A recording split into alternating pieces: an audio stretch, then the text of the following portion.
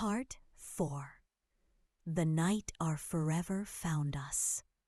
Slow still dusted the windows the morning after Robert whispered, "I love you." It felt like the universe had paused, deliberately, tenderly, to hold that moment in place for us.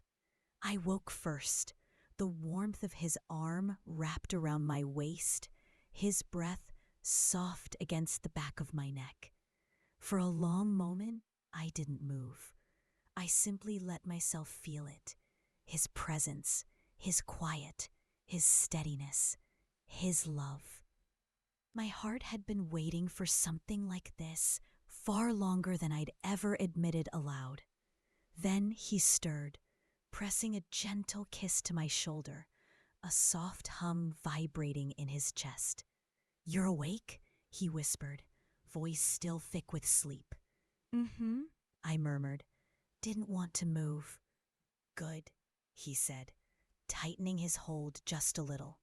"Stay like this with me." There was something about the way he held me, not possessively, but protectively, that made the world beyond my tiny apartment feel infinitely distant. We stayed tangled together for what felt like hours, exchanging quiet kisses and warm laughter. His fingertips traced lazy patterns on my waist, not rushed, not desperate, just slow, warm, affectionate strokes that sent sweet shivers down my spine. Our intimacy wasn't loud or urgent. It was tender, like the soft unfolding of a flower at dawn. When we finally got out of bed, the city was bright with morning light. Robert insisted on cooking breakfast, even though he could barely operate a skillet without the smoke alarm threatening to sing back up. He tried flipping a pancake and failed spectacularly. The pancake landed on the counter instead of the pan. I burst out laughing. He pointed the spatula at me. "I meant to do that. It's modern art." "Oh yes," I teased. "I can feel the sophistication." He crossed the kitchen in 2 long strides, slipped his arms around me from behind, and rested his chin on my shoulder. "I love your laugh," he whispered. "It makes everything lighter." In that small kitchen, with sunlight spilling across the floor and his arms wrapped around me, I realized something. I wasn't just in love with him. I was building a life with him. But the world had other plans. The storm we didn't expect. 2 weeks later, Robert's new film trailer was released. It was big, the kind of blockbuster that demanded attention. Suddenly, he was everywhere again. On talk shows, on magazine covers, on posters, on social media. And with that came the noise. Rumors, speculation, questions about his mystery girlfriend. Comment sections full of strangers dissecting my life when they knew nothing about me. But it wasn't the gossip that caused the storm. It was someone from his past. Her name was Vivian Marlowe, a stunning, polished actress who had starred with Robert 3 years ago. The media loved to pair them together, even though they were never a couple.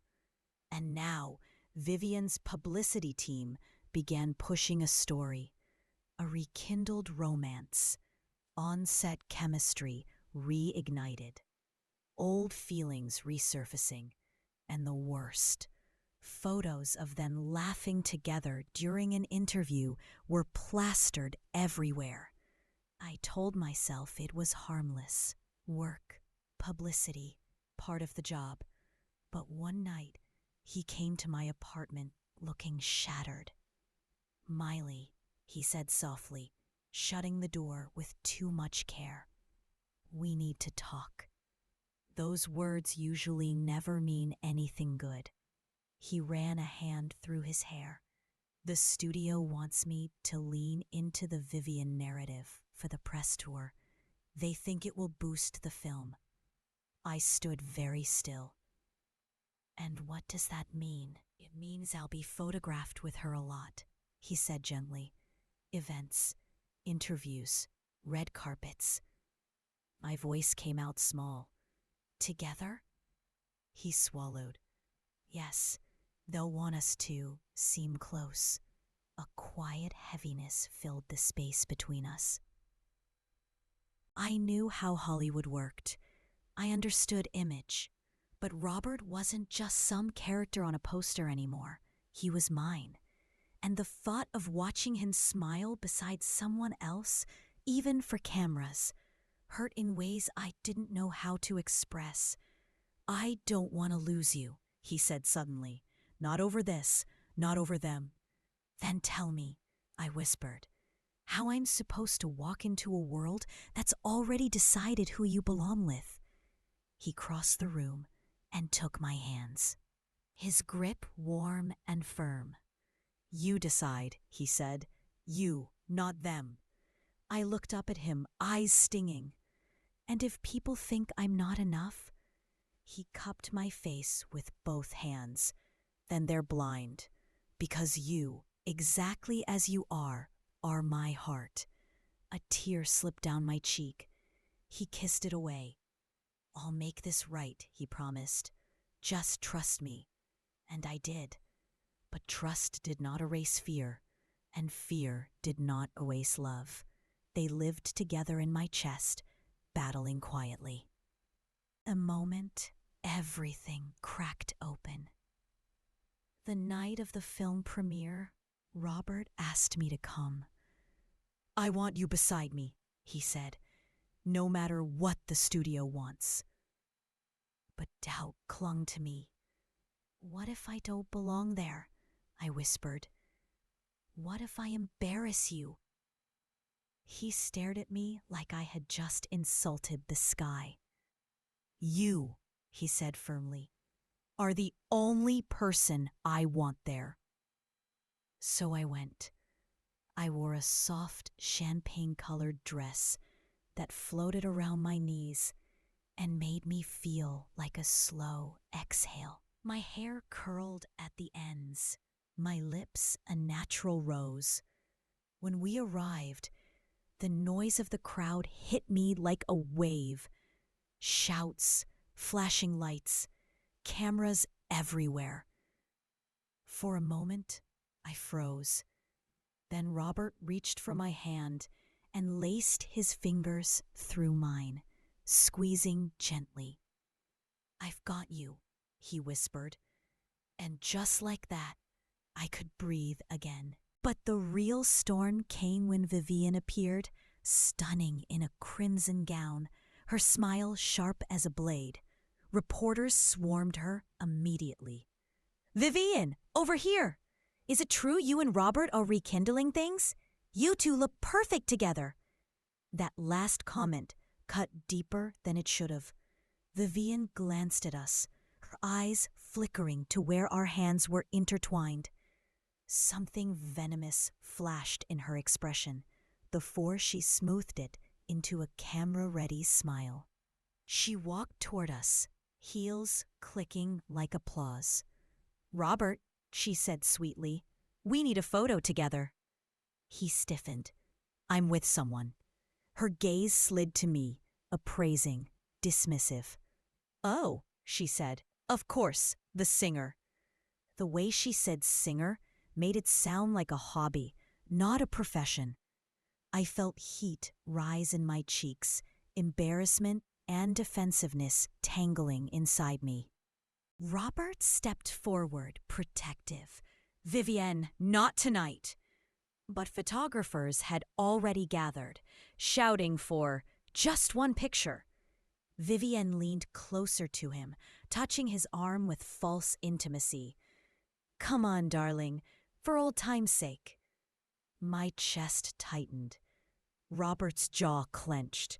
I said no. The firmness in his voice shocked everyone, including Vivienne. But the studio? can fire me, he snapped. I'm done performing relationships. I'm not losing the woman I love for publicity. Everything stopped. My breath, Vivienne's smile, the crowd noise, time itself. Did he just... The photographers caught everything. His words, his gaze fixed solely on me. The way his fingers tightened around mine like a vow. Vivienne's face faltered. She stepped back slowly, then turned away. And just like that, the storm passed. Robert turned to me, eyes softening. You okay? I swallowed the lump in my throat. You said that very publicly. He smiled, a little nervous, a lot sincere. I meant it very privately. He brushed a strand of hair behind my ear, his touch warm and sweet. You changed my life, Miley. I won't let anyone rewrite our story. And then, on the red carpet, under the noise and lights and chaos of the world, he kissed me, deeply, slowly, with a tenderness that silenced everything else. Not for the cameras, not for the public, but for me. Only me. The quiet forever. Life didn't magically become perfect after that night. Fame still buzzed around us. Rumors still appeared. But something had shifted. He had chosen me. Completely, unapologetically, and without hesitation. And a few months later, on a quiet evening in the little theater where he first read to me, he surprised me again. The stage lights were dim, casting gold across the empty seats. He led me to the center of the stage, holding my hands in his. Do you remember what I said the first night we were here? He whispered. That you wanted to tell me a story, I said. He smiled, eyes warm. Yes, but now I want to live one with you. Before I could respond, he reached into his coat and pulled out a small velvet box. My breath trembled. Miley, he whispered, you are the quiet song that steadied me, the warmth that brought me home, the one person who sees me beneath all the noise. If you'll let me, I want to spend my life being yours. He opened the box. Inside was a simple, stunning ring, elegant, timeless, and beautifully understated. Just like the love we built. My voice was a whisper. Robert. Tears filled his eyes, and he didn't try to hide them. Say yes, he murmured. Please. I didn't hesitate. Yes, I breathed. 1,000 times, yes. He slipped the ring onto my finger with hands that shook from emotion, not nerves. When he leaned in and kissed me, warm, slow, full of devotion, the theater around us seemed to glow. We held each other, wrapped in a moment that felt like the beginning of an entire future. A soft forever. A fierce love, a story we chose again and again. And as he rested his forehead against mine, whispering I love you against my lips, I realized something beautiful. My small-town voice and his world-famous face didn't just fit together. They were made for each other. Our love wasn't loud. It wasn't perfect. But it was true. And that was enough for a lifetime. The end.